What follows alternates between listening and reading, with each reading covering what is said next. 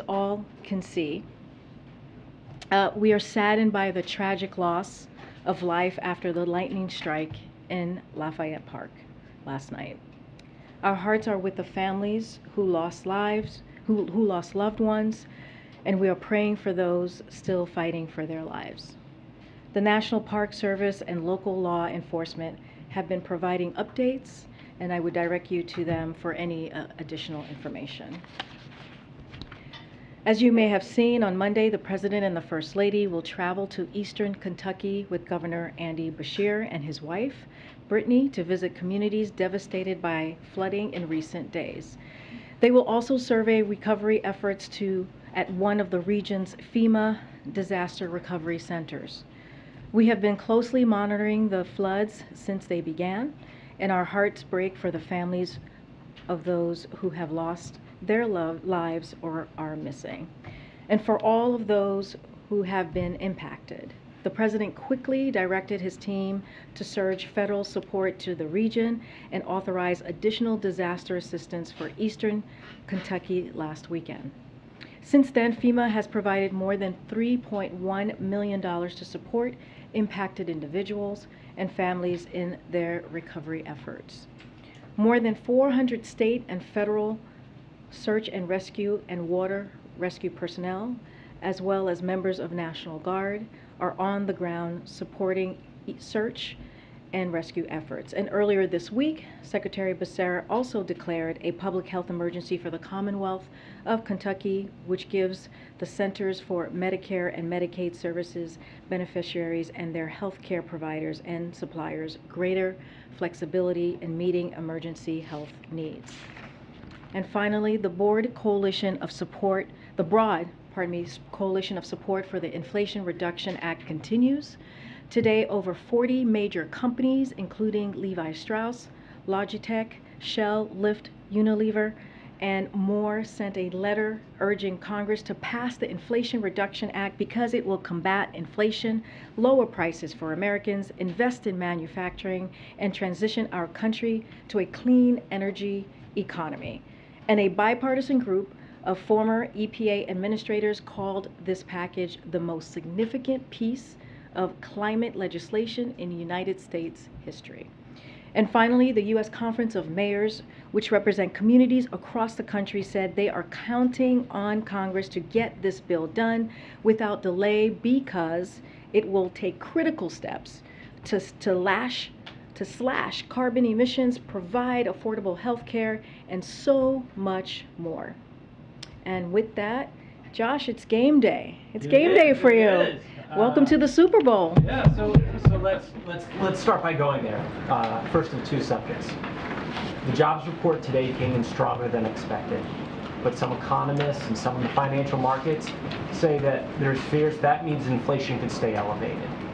What does the White House think this report tells us about inflation? So today, as you saw from the President's statement, the unemployment rate matches the lowest it's been in over 50 years. That's 3.5%.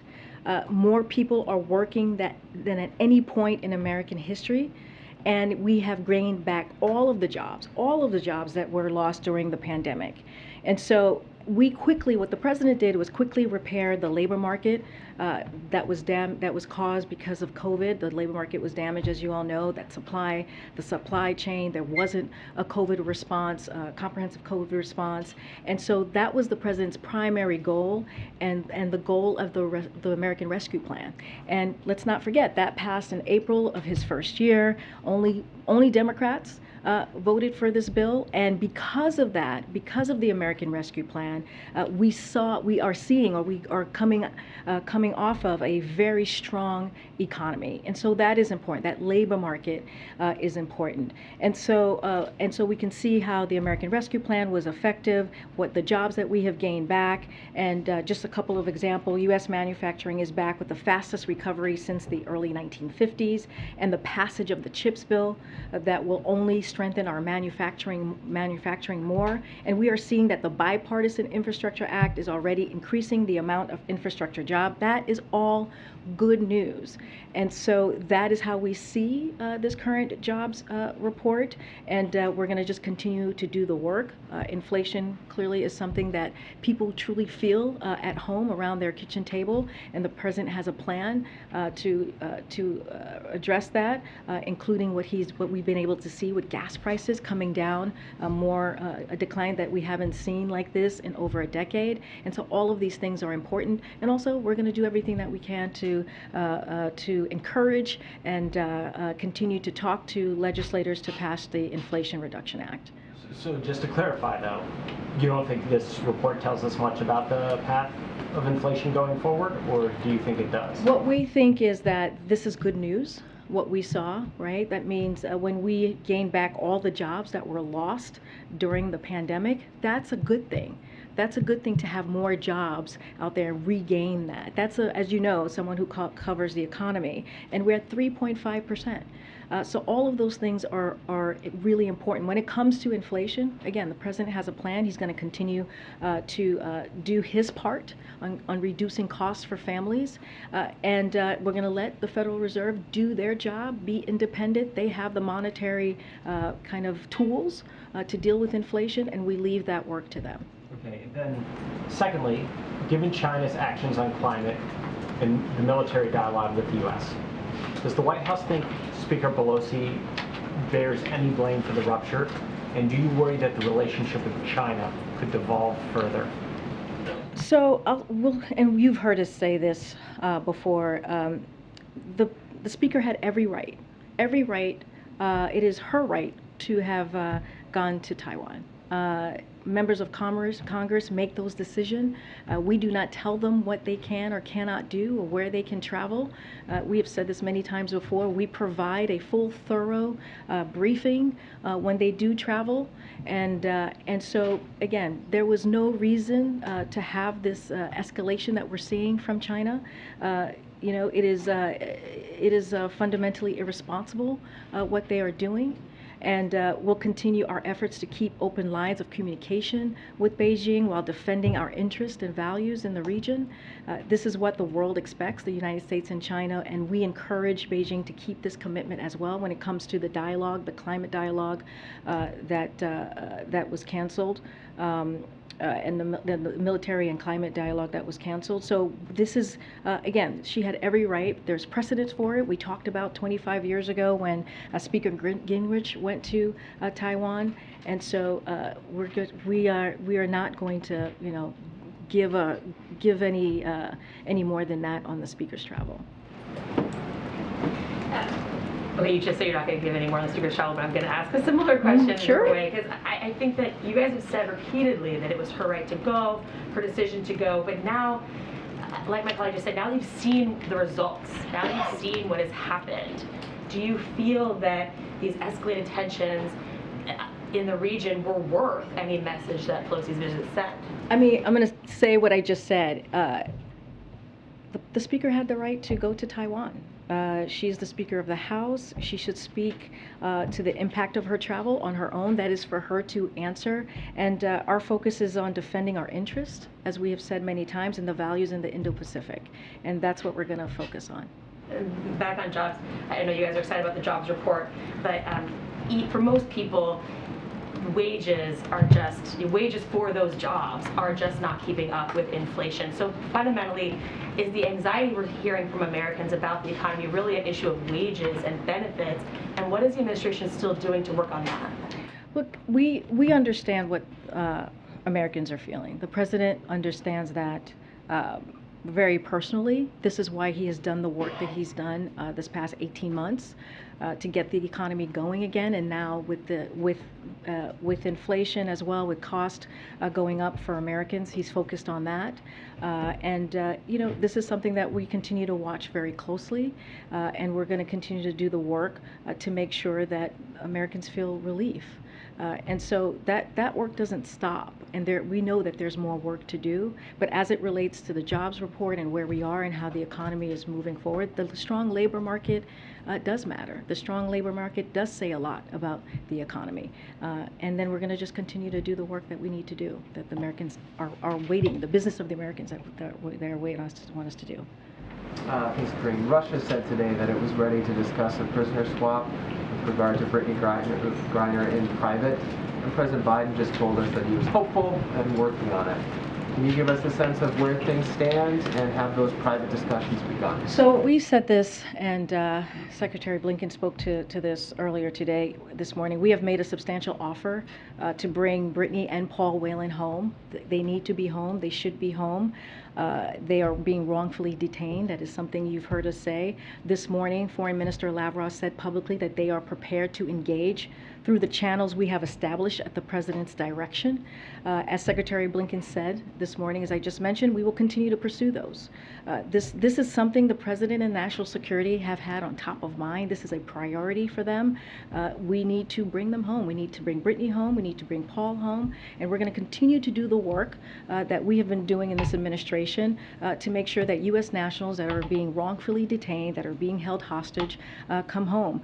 And so as far as the negotiations, we say this all the time. It remains, not remains to be seen, but we have to keep the negotiations private, and we'll continue to do that. And so, but also we will continue to call on Russia to take the substantial offer that we put in front of them seriously.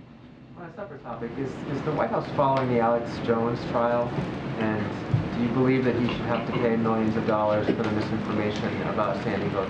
I have to say I'm not following the Alex Jones trial. I'm gonna, since that's still going on, we don't comment on any trials or litigations or that's happening.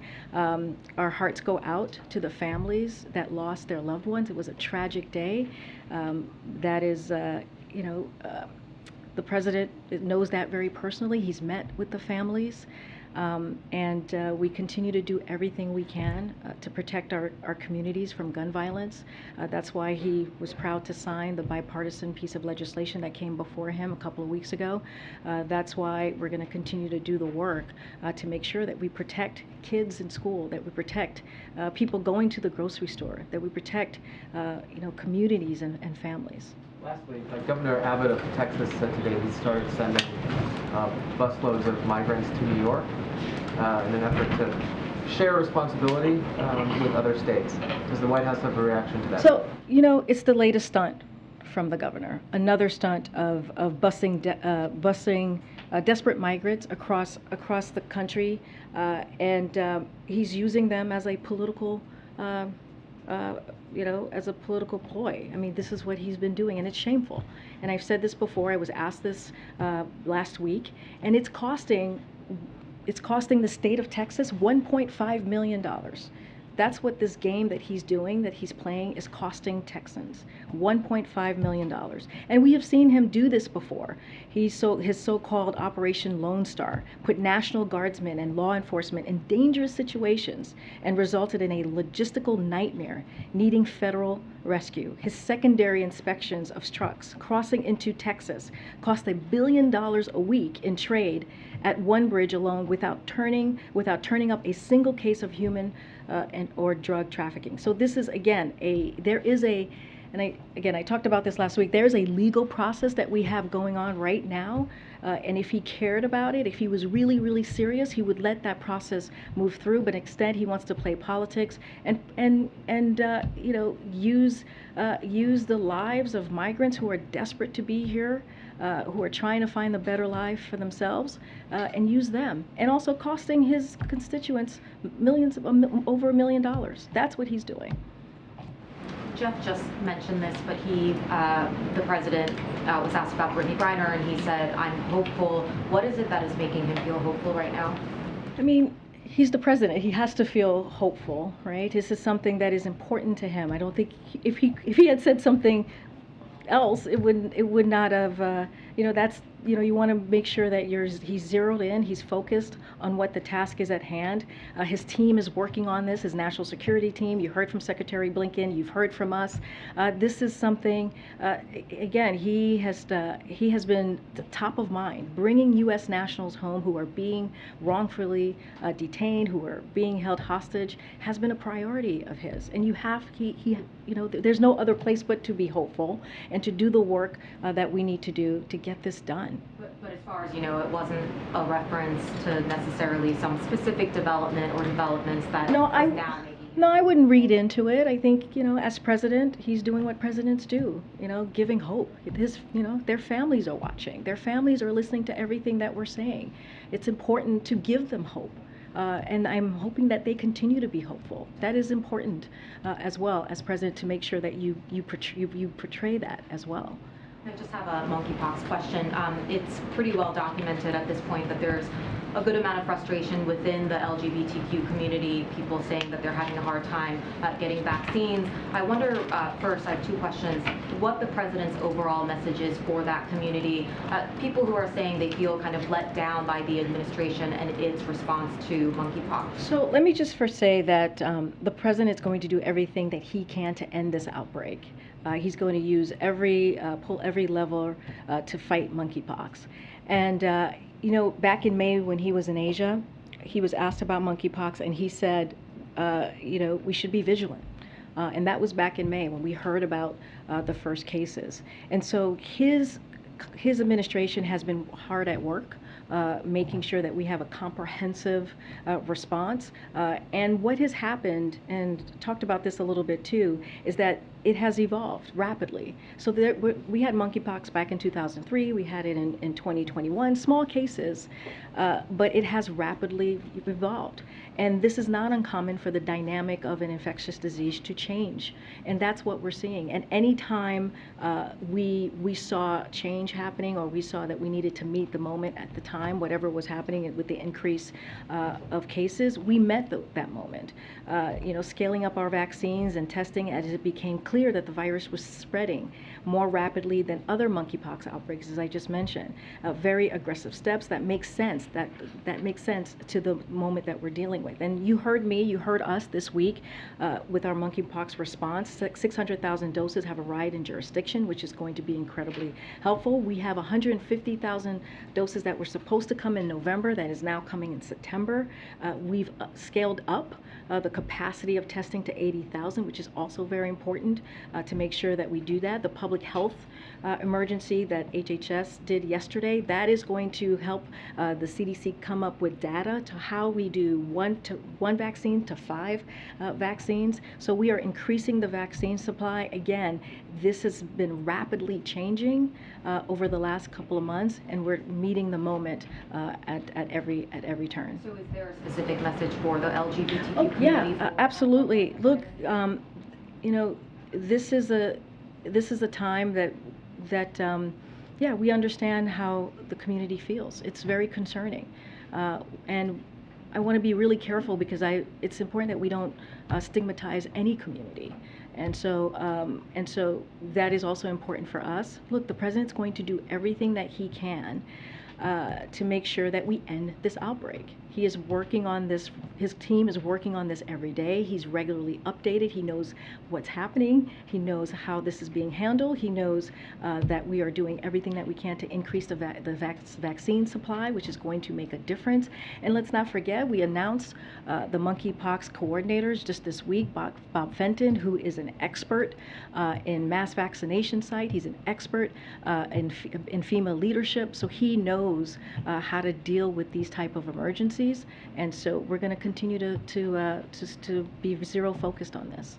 So if you are a member of an at-risk community and you're unable to get a vaccine right now, which again, we're hearing stories of that, is the federal government's recommendation that you pause or at least reduce sexual activity until you can get vaccinated? What I will say is you should talk to your medical provider. I am not a medical provider, but I would say talk to your medical provider. and get the information that you need so that you are protecting yourself and you know how to move forward. That is the first thing that we tell folks with anything, right? We did that with COVID, and we'll do that with this as well. But I do want the community to know, and folks, Americans to know in general, that we are laser focused on this, and we are going to do everything we can to end this outbreak. It is also a priority for the president, which is why we have a rapid response team now in the White House as well. Follow up back. Yeah, thanks, Karine. Is the strong jobs report today enough for the White House to say that there won't be a recession on the horizon? I'll say this, the strong labor market is what we're looking at, right? That tells us, because of the strong labor market and that being in one of the many economic indicators, shows us that we are not in a recession, that we are in a transition. And that is very important to note. Look, we have to understand that we are in a different place with in this world right now than we have ever been. We're in a pandemic, right? Dealing with a pandemic. It's more manageable now, but there's COVID. There's a war in Ukraine. All of that, all these factors also play into where we are right now, plays into the inflation being up, plays into what we were seeing with gas prices, now we're seeing them come down, plays into what we were seeing with food increases, now we're seeing that come down a bit as well. And so this is not a normal economy. Secretary Yellen did a great job laying that down last week at the Treasury Department, and talked about the impacts, the outside impacts, and how that has affected the economy. But right now, because of the work that this president has done, the American Rescue Plan, the bipartisan infrastructure law now, and also now CHIPS Act, this is going to make a difference as well. At one point, you said that recession was not inevitable. Is the White House now ready to say a recession won't happen? But I'm going to, Joey, I'm going to go back to what I just said. We are not. We're living in a different time, right? When you have a war happening, when you have a once-in-a-generation pandemic. And that's what the Secretary talked about last week when she explained the economy, when she explained where we are currently. And so that also matters. But at the same time, we do have a strong labor market. And that indicator tells us a lot about the trajectory of the economy. It does not show that we're in a recession. And I'm not just me, not just folks in the White House are saying this. You're hearing this also from economists. I'm going to go back down. Go ahead, and I'll come up. Thanks.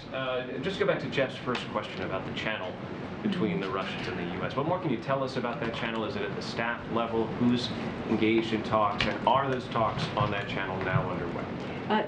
We have kept the lines of communications open, as I have just said, on a bunch of levels, as you know, as we've talked about before, with Beijing. We've been communicating with them. The president spoke with President Xi last Thursday. That was the 5th time that he spoke with him. We have always said how important it is to have the open line of communication, that open line of dialogue. That still is the same. But again, China's actions right now is fundamentally irresponsible. There is no need and there's no reason for this escalation. If you're talking about the speaker, this is what we're talking about, the speaker going to Taiwan, which is precedent. There's nothing unusual about that.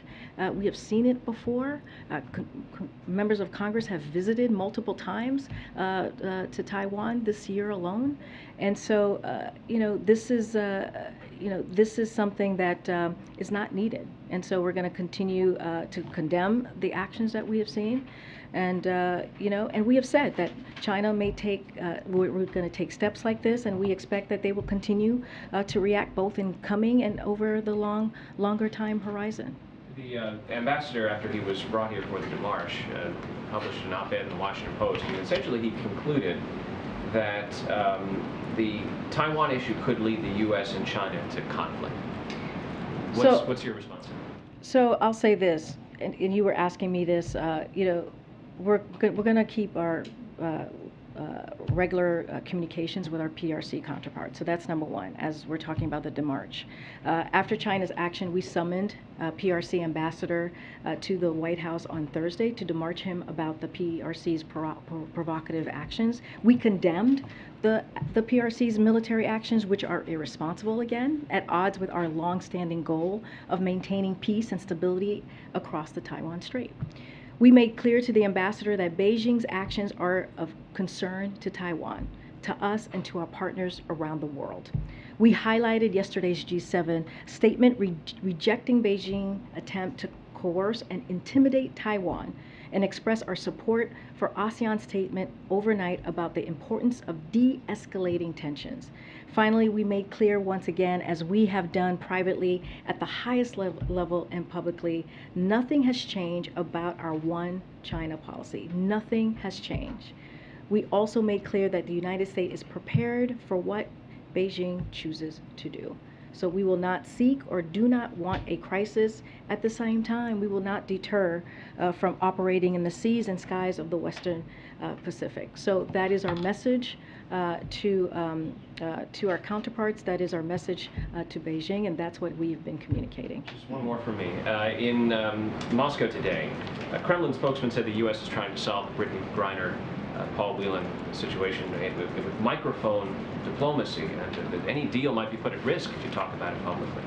Are you concerned that the announcement that the U.S. has made the substantial offer puts the deal in jeopardy or in any way at risk? No, because we've been very clear that we're not going to negotiate in public. You know, we wanted to be very upfront about what we were doing. That's why we mentioned the substantial offer. And we expect, or we advise Russia to take it seriously. And it is important for Brittney to come home. It is important for Paul Whelan to come home. The president is going to work every day very hard with his national security team to make that happen, and also with the other U.S. nationals who are being wrongfully detained and held hostage. We are showing that this is a top of mind and a priority for this administration. Thanks, Karine. Why do you think people are continuing to drop out of the labor market? Say that one more time. Can you say more? The labor force participation rate is at its lowest level of the year now. Why do you think that is? So participation actually ticked up, It declined 0.1 percentage points to 62.1%, the lowest level of the year. So it actually ticked up for prime age workers when you look at 25 to 54, and for workers 65 and plus. The tick down this month was actually about teenagers, and it's important to keep in mind that the labor force participation rate has bounced back relatively quickly compared to its pace in the past. So we have seen an uptick in the labor force. Again, what we saw this month was a tick down with teenagers. Okay, and then on foreign policy, President Biden's foreign policy approach, did not prevent Putin from invading Ukraine. What makes you so sure that his approach here is going to prevent China from invading Taiwan? Putin is now a pariah on the world stage. And that has happened because what the president did is he brought together the NATO alliance. They are stronger than they ever been.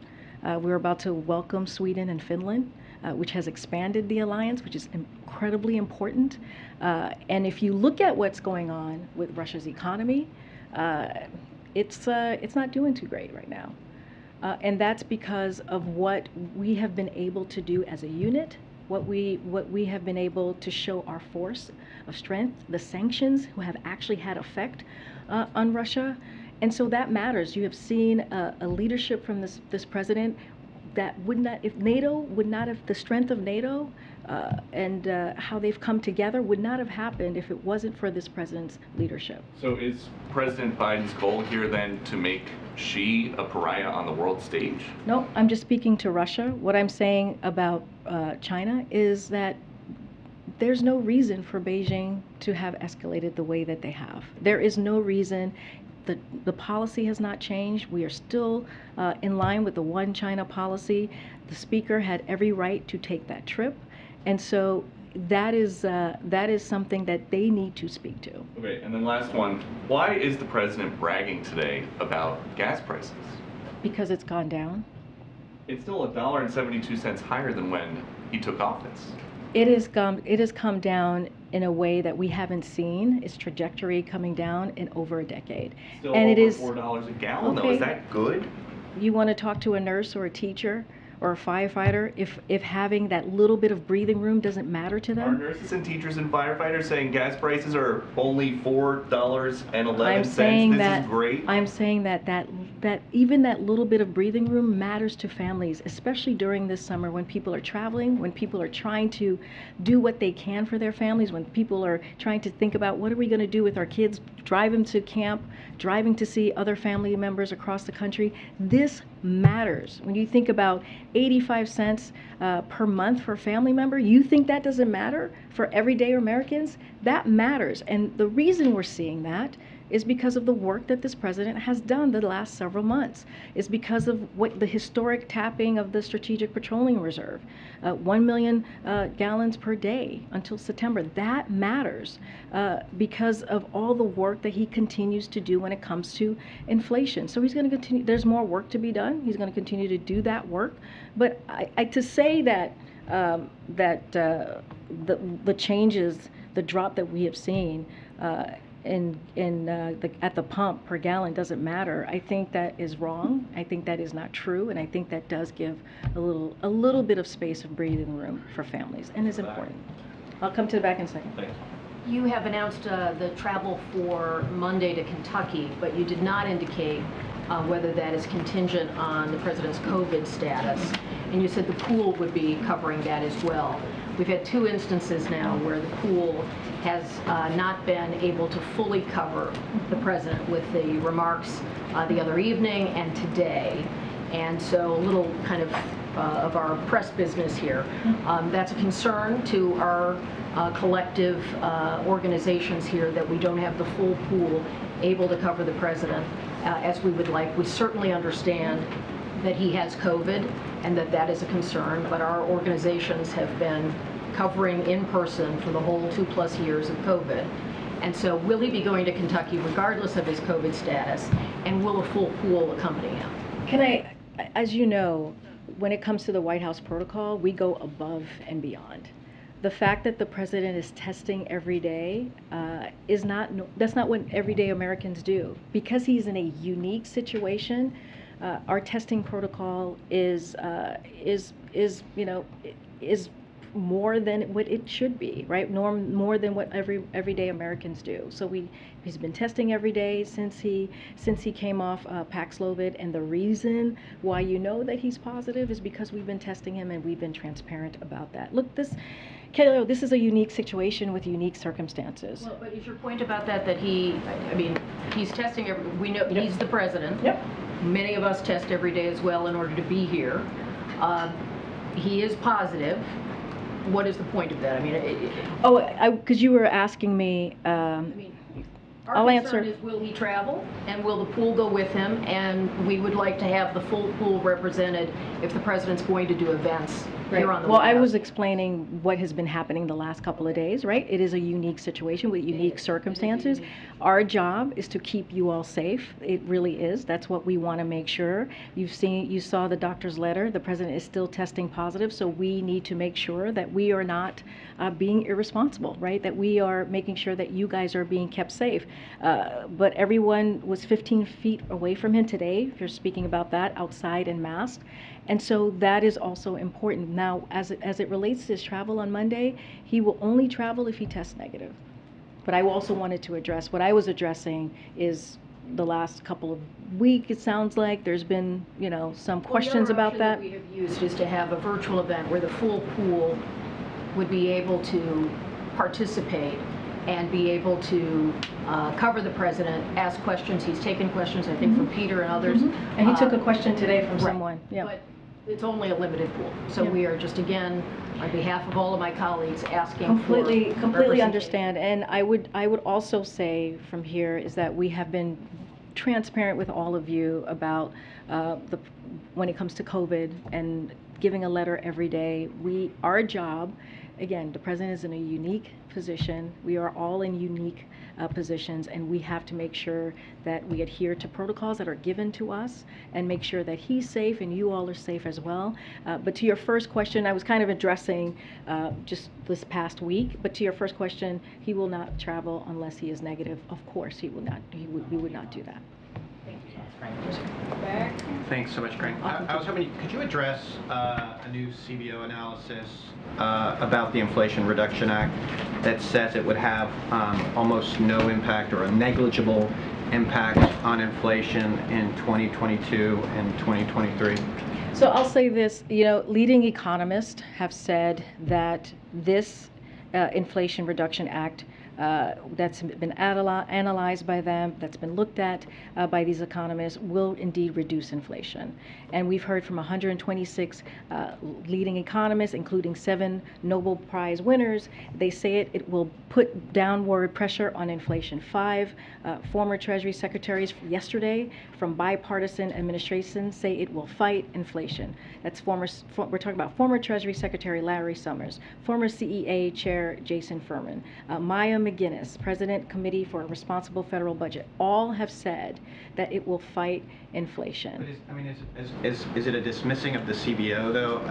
And is it fair? I mean, is it appropriate to brand it as the Inflation Reduction Act when it will have such a little effect in the next 2 years when people are feeling it right now? Well, if you think about the Reduction Act, the Inflation Reduction Act, it will have an effect also on drug costs, right? Lowering prices for pharmaceutical costs, which is going to make a difference in a big way to seniors, to families. When you think about Medicare being able to negotiate with something that we have been wanting to do for decades and have not been able to do that. When you think about energy costs, utility bills coming down, when you think about the $300 billion that's going to go to the deficit that we've already, the deficit coming down that we already saw in 1.7 trillion last year, that is going to make a difference. That is going to fight inflation. And so it should be called the Inflation Reduction Act because that's exactly what it's going to do. It is an anti-inflation bill that the president is grateful for, and it's historic in all of the ways that I just laid out. And let's not forget, you have a majority of Americans who support the different components of this bill. And so that is important. This is something that the president has been working on for a long time, and also making sure that corporations pay their fair share, and that is also important, and not increasing taxes on Americans who are making under $400,000. All of that happens. On another topic, on Afghanistan, can you just talk about how the White House will be marking the anniversary of the withdrawal from Afghanistan? So what type of plans to honor the 13 service members? So one of the things that I can say is that, this time last year, the president had to make a tough choice, which is ending a civil war, a 20-year civil war in Afghanistan, as you all know, that put our troops, number one, put our troops at risk, and also cost us $2 trillion. And he made a promise, $2 trillion was spent, and he made a promise that he would not, he made the decision to bring home our troops, get them out of harm's way, and make sure that, we're able to have that over-the-horizon counterterrorism that we saw this past weekend, that we can still make sure that it's not a safe haven for terrorists in Afghanistan, and still do the job that we need to do in keeping the Americans safe, and keeping our Americans' interest. And that's what the president showed this past week in a very clear way. So when it comes to the anniversary, we will it's an appropriate opportunity to honor the service and sacrifice of those we lost, and as well as recognize the many people we saved. We had a lot of we've lost so many lives, more than 2,000 military members have lost their lives in Afghanistan, but we also want to be thankful to the folks who did everything that they can to save lives as well last year. We are focused on how we are on a stronger strategic footing now that the war is over. We are continuing to help people leave Afghanistan and resettle in the United States through Operation Allies Welcome. We will continue to ensure we remain vigilant and appropriately positioned to counter any terrorism threat, as you saw the President do this past Saturday. I'm so sorry. I'll come to the back. Just follow up on some of the questions. You guys have made it clear that the Speaker had the right to travel to Taiwan, and that was her prerogative. But there's a difference between her ability to do that and whether the White House agrees with that decision. They're two totally different things. And I understand the reason the President did not explicitly say to her, do not go, is because he respects that line and that independence of that governing body and her leadership. At the same time, we have seen an escalation of tensions between the U.S. and China directly as a result of Speaker Pelosi's visit. So I'm wondering why the White House is hesitant to publicly criticize the decision to travel, given that privately White House officials raised concerns before she traveled and continue to raise concerns about that decision. Because it's her right to travel. And there's a precedent for this. But whether or not it was her right, which you've established, the result of that right has created problems for the White House and the administration. Again, my answer is not going to change. It was her right to travel. There's precedence for this. Nothing has changed in the sense of our One China policy that's guided by the Taiwan Relations Act of 1979. Nothing has changed in our perspective. And so, again, it is the right for the Speaker to travel wherever she pleases, wherever she chooses. She is the Speaker. She's a member of Congress. Our job is to give her the information that she needs to make that decision on her own. Again, anything more about how she feels about the travel, her thoughts, I would refer you to the Speaker. And then just one more on the economy. Was the White House, was President Biden, the top economic officials here, at all surprised, pleasantly, likely that about the number to obviously it beat expectations by quite a bit? What was the reaction inside the White House? Is there any sort of background or color you can give us about how the news was received? So I do want to talk about the market expectations. I know I talked about it here when Josh asked me yesterday. So which were around 250,000, and what we always try to do is put those market expectations in context.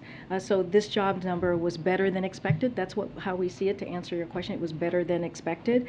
We have officially gained back. When you talk about gaining back all the jobs that were lost during the pandemic, and we did it faster than the past downturns, that's a good thing. That's a good thing for our economy. That's a good thing for Americans. And so that is what we're going to continue to do. We want to make sure millions of families have the dignity and the peace. You hear the President talk about that. He said this today, the peace of mind that a paycheck provides, and that is good news. We saw this as good news for, not for us, but for the American people. I'm going to go to the back. Oh my goodness. I'm going to go to Ed, and then I'll come around. Go ahead, Ed. Yeah, on the Super Bowl. On the Super Bowl. On the Super Bowl. So the President talked about creating 613,000 manufacturing jobs since February of 2020, but only 41,000 of those have actually been created. The rest have been added back. So is that misleading the American public? No, we don't think so. I mean, I just talked about this. If you think about, when we talk about U.S. manufacturing is back, it's still the fastest recovery that we have seen since 1950. That matters. But it's not creating those jobs. It's adding back the vast majority and creating 41,000. But we're talking about recovery, right? The fastest recovery. And that matters. And so that's why the CHIPS and Science Act is so important, because one of the things, when you think about manufacturing jobs, you think about Made in America, when you think about investing manufacturing here, that is what we're trying to do, and that's what the CHIPS now law is going to do as well, making sure that we are investing here, making sure that when we talk about the chips, when we talk about semiconductors, making sure that that is being done here, created here, and being kept here.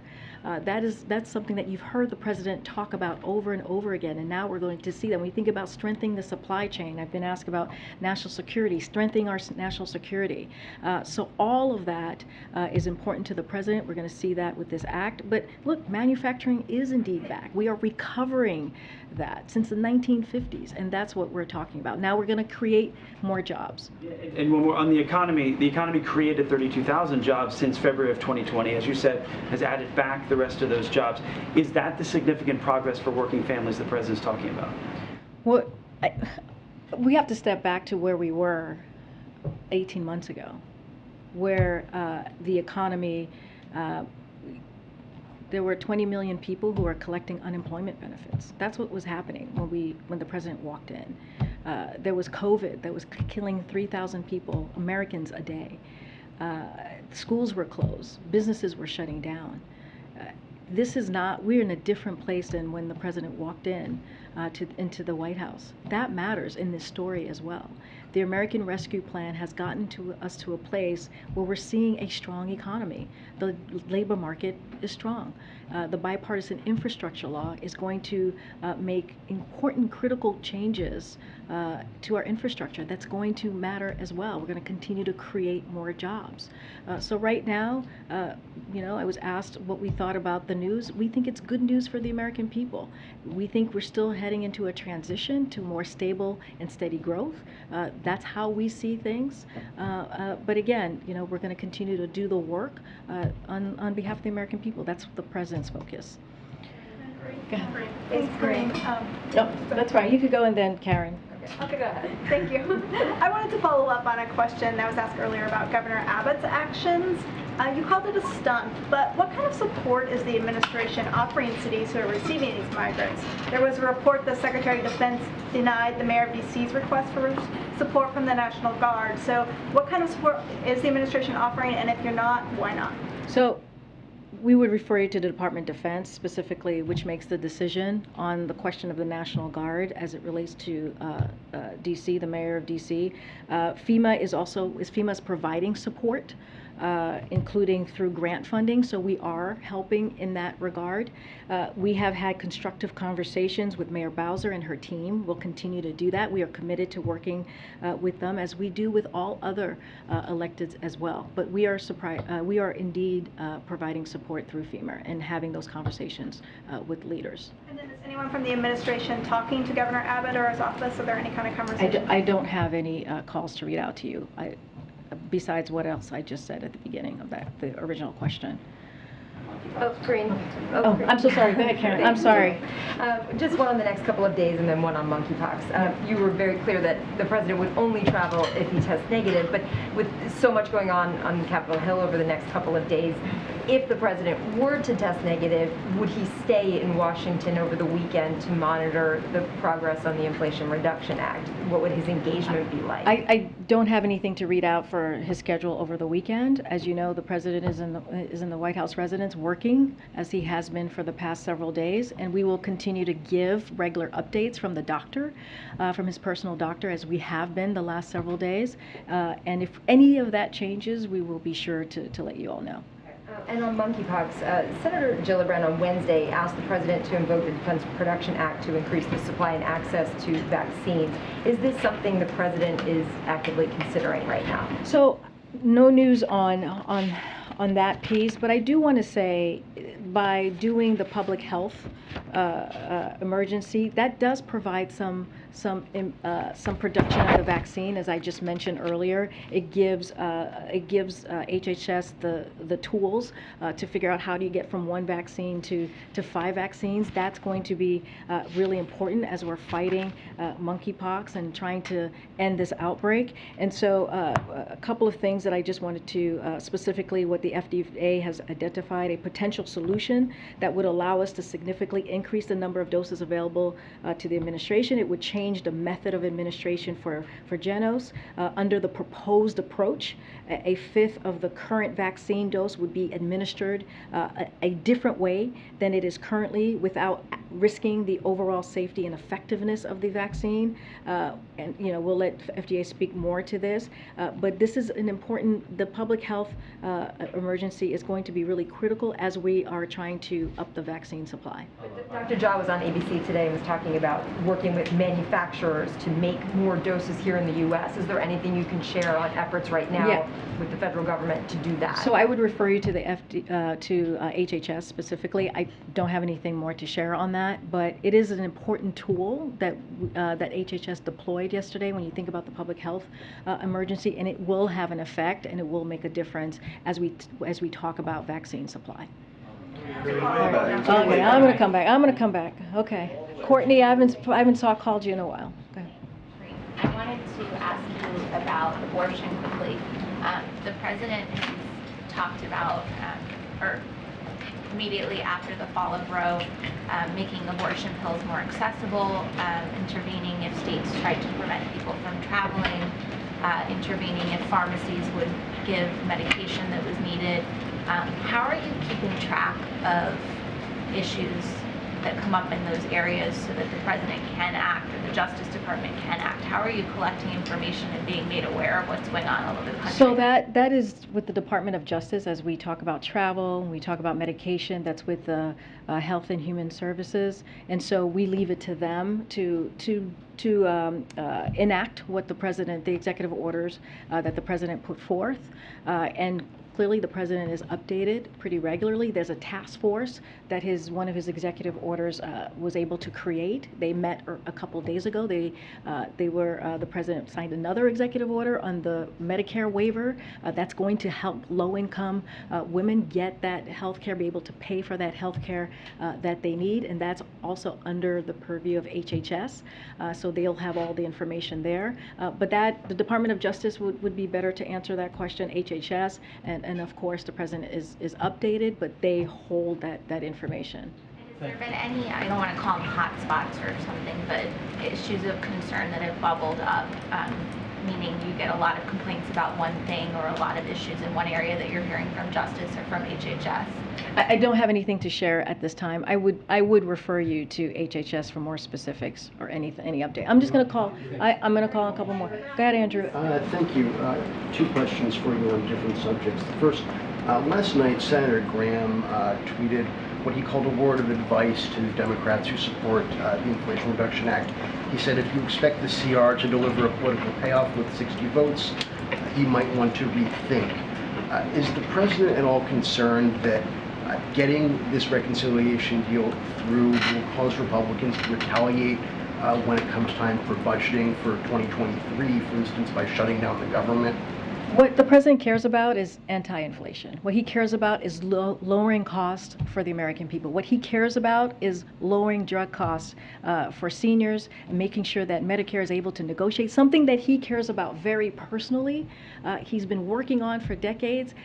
Look, this is the question that Republicans need to answer. This is what you should ask them. Why is it that they are willing to not fight or not support a bill that's going to help the American people, that's going to help the middle class? Why are they willing to hold the water of corporate America? Why are they willing to push corporate welfare? It is something to be, what we're seeing right now is really something. I mean, we are talking about a piece of legislation that 126 economists broadly, Republicans and Democrats, are supporting and saying that it's going to bring back down inflation. That 5 former Treasury secretaries, Republican, Democrats, saying it is going to fight inflation. I mean, it is just shameful to see what is happening. So if they really, really want to do the work, and we welcome them to come and do the work, they should work with Democrats in Congress and get the work done for the American people. I'm going to take one way in the back. Go ahead. For me, Karine? Go ahead, Andrew. Go ahead, and then we'll go to the back. Thank you. On the subject that Tyler asked about yesterday, the DHS IG, during his campaign in 2020, the president said that he would not fire inspectors general as his predecessor had, because the job of inspectors general is to keep the government honest. How does an inspector general who tells his staff to not recover deleted text messages that could help in a congressional investigation, does not notify Congress that there are missing text messages as he's required to by law, etc. How does that keep the government honest? So we're looking at the facts and the situation. It is being investigated. So that is, we just don't speak to that. We know what members of Congress have been saying. We understand the concerns. I hear what you're saying, but there is, it's being looked at this time, and so we're just not going to comment on personnel announcement at this time. Go ahead, way in the back. Go ahead. So much, Karine. I'm wondering, since minimum wage in the U.S. has been, I think, about $7.25 for decades, is it possible under the Biden administration for minimum wage to change? I believe it has changed in the past 18 months. That's one thing that we have seen is like is the minimum wage going up and workers and companies working with their workers on that. $15 an hour? Are you headed in that direction? Look, what we want to make sure is that we are delivering for the American people, making sure that they have an affordable living. That is something that we are always focused on. I know that Congress is always working on the issues of minimum wage, so I point you to them. As it comes to us, as it reaches to us, look, the labor market is strong. That matters. We're going to continue to make sure that we deal with inflation, lower the costs for American people as we've been doing. Our focus right now is the Inflation Reduction Act. So we're going to continue to encourage our friends to support that bill. I'll take one last one. Karine, right here. church vandalism. Karine. Okay. Karine, when it comes to church vandalism, you talked to the White House sent out a statement today how they want to protect churches, other houses of worship, synagogues. Can you first comment on that, and then also just the timing of that release? Why now? That is the president has been very clear about condemning violence of churches, of synagogue. It is not the political discourse that we support. That should not be happening. People should be able to go to church, to be able to do it whether in a Catholic church or a synagogue without fear. And it is shameful that that is happening. And the president has been very clear about this, condemning vandalism. And so we're going to continue to speak out against it. Thanks, everybody. Thanks, Karine. Thank you. Thank you, guys.